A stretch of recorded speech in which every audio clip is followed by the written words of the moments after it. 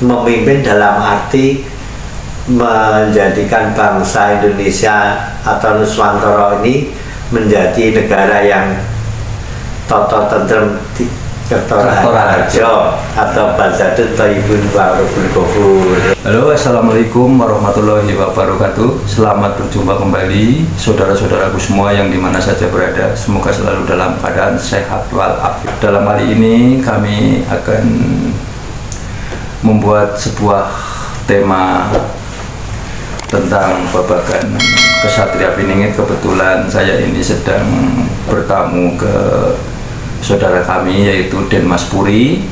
Akan saya tanyakan karena beliau yang saya anggap itu dalam versinya akan lebih memahami daripada pemahaman kami sendiri.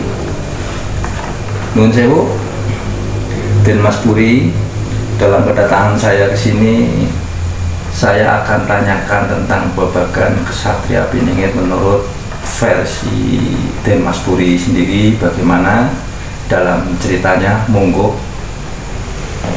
Matur suwun. Selamat datang di gubuk saya.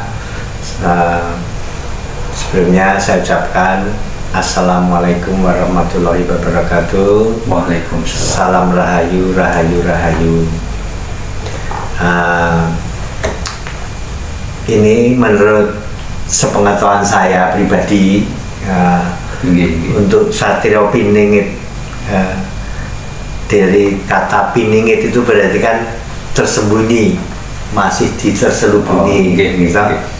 Nah, memang yang dibicarakan di banyak kalangan ini kan menunggu kapan kedatangan Satria Piningit, karena sebenarnya itu ada suatu bentuk kerinduan masyarakat kita itu akan suatu kedamaian, keadilan, kejujuran, ketentraman dalam kehidupan. Karena fakta yang terjadi sekarang ini kan yang dirasakan jauh dari apa yang diimpikan dalam kehidupan, ya kan? Makanya banyak mencari dan mencari tahu, menggali kapan datangnya Satria Piningit.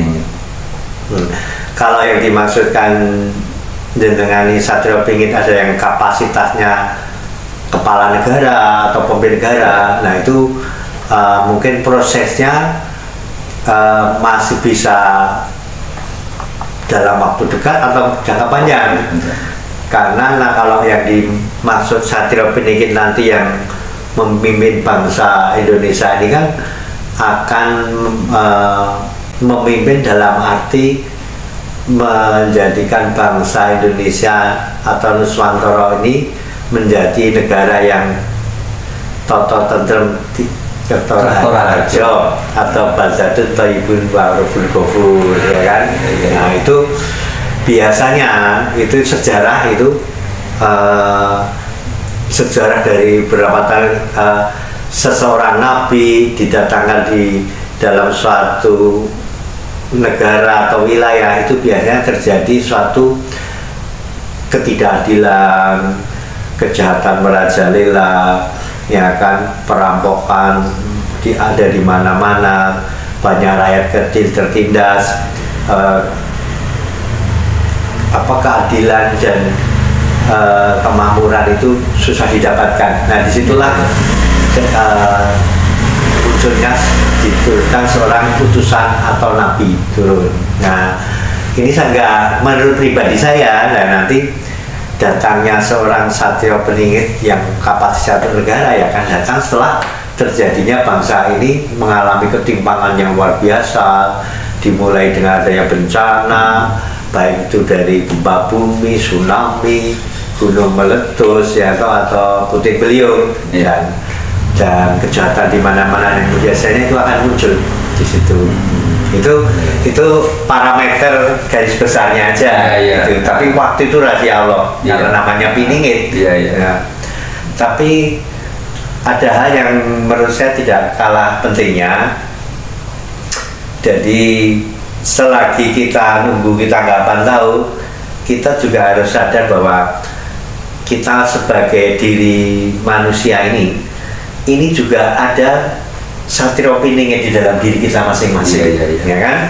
Karena manusia ini kan terdiri dari unsur fisik sama lahir maupun batin, roh, ya kan? Nah, di dalam setiap manusia itu ada roh suci. Nah, roh suci itu yang dinamakan juga sebenarnya Satrio Piningit. Ya. Sama sebenarnya itu ya. Satrio Piningit yang di dalam diri manusia itu ya sebenarnya itu. Nah, sebenarnya tugasnya manusia ini ketika dia lahir di dunia, bahwa hidup di dunia itu bukan suatu puncak tujuan, itu proses perjalanan menuju alam kelanggengan, alam kesucian.